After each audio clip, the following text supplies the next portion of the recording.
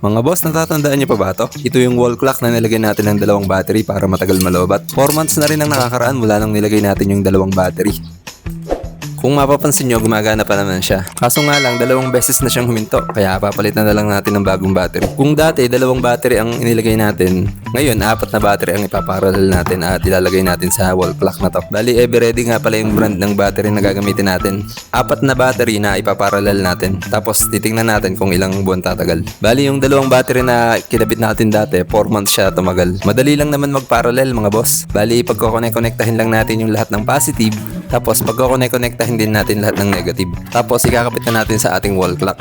Sobrang basic lang naman ito mga boss. Panoorin nyo na lang yung video para mas maintindihan nyo.